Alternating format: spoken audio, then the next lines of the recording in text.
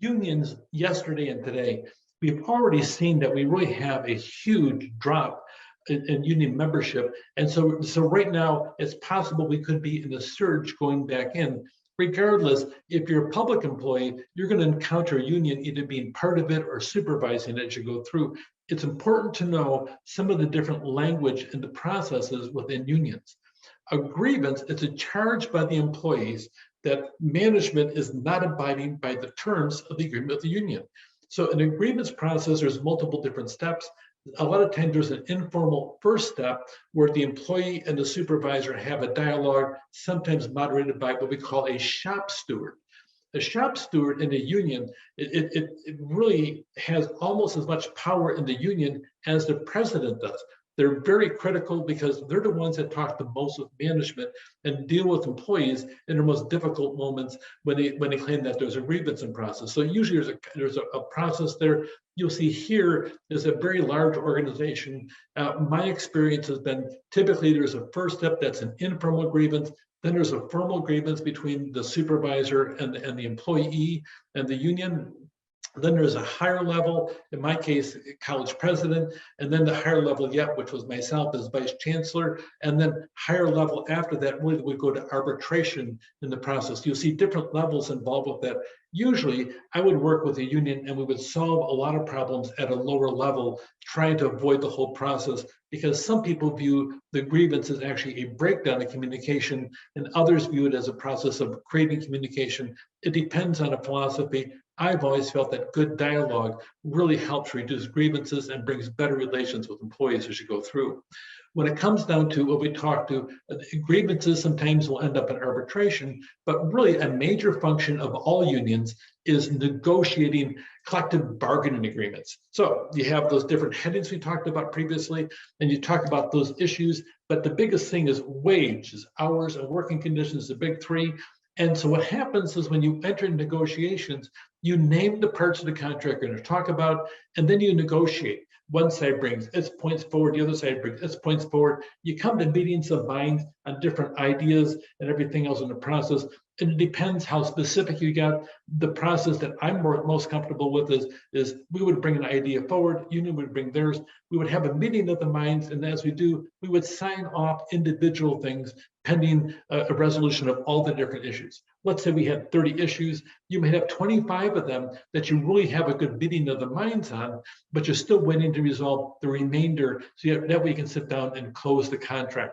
If you have a hard time closing the contract, getting all the issues out, sometimes you go to what's called mediation. Keep in mind, a mediator is a third party brought in, and they don't have any power other than encouragement. So they'll talk to the management side, say, well, you got a weak case over here. They'll talk to the union side, over here, you got a couple flaws in your thing over here. You should sit there and compromise on this. They really work as a go-between between the two parties, which often are in separate rooms, and they go back and forth. If that doesn't work, then a lot of times you really bring things to arbitration. Arbitration, for the most part, is what we call binding arbitration, which means you bring your stuff before the arbitrator, and the arbitrator makes a decision, and you must go by exactly this. And they make a binding decision on both parties. Most people don't want to have this outside person involved. They really want to resolve it. So a lot of times you solve it before you go to the arbitration. And if all this doesn't work, the union can actually go on strike. They should go outside, they put signs up. Sometimes the tactics they go through are not necessarily savory. One case that I watched, fortunately I wasn't involved with it, the union sat down and they were buying cases of roof tacks, roof nails, and they'd have their employees put it in their pockets. They cut a hole in the bottom of their pockets, and they walk the picket line, and the nails would slowly stream out of their pant leg, and the cars would drive over the nails, and they get flat tires. A local gas station had 117 tires repaired over a 3-week period. So sometimes strikes become very difficult for both sides. But unions, they typically have a strike or a boycott where they encourages members and the public not to buy products of the firm involved in a labor dispute. Well, the only problem with that seems to be really unproductive, because if the company goes under that the people are striking over, they may not have a job to go back to. But basically, the number one tool is to strike. Sometimes there's also what we call a work slowdown, or work just to the contract, which means don't do anything extra, just go by exactly in the contract. You'll see a lot of this happens. Okay, that Amazon has been a couple times had union elections in the process. So on management, sometimes they'll lock people out, they'll file an injunction in court, or sometimes they hire what they call strike breakers, and they bring workers across the picket line to do the jobs of those that are actually on strike.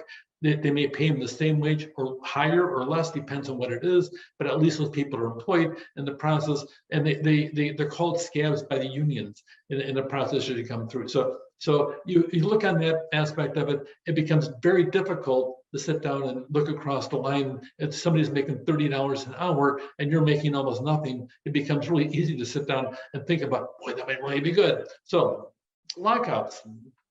They had a lockout one time of the NFL players way back in 2011, and professional athletes, which are often union members, they're making a measly, $4 or $5 million a year, depending on the sport. They get locked out. So it's a matter of that has a huge impact on the fans. Everybody kind of rolls their eyes thinking, well, you're suffering over poor wages and you're making how much? Okay, so anyhow, unions, for them to grow, they have to include more white collar, female, and foreign born workers. That's part of the things they really need to do. Union membership by state, you'll see here is a good graphic representation of that.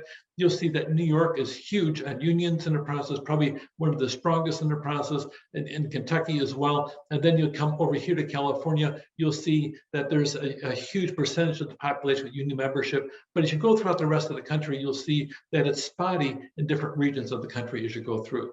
Union membership has been on a steady decline. The tools for unions for negotiation, strikes, boycotts, and work slowdowns. Management includes lockouts, strike breakers, and injunctions. So those are the tools of labor unions today. Take care.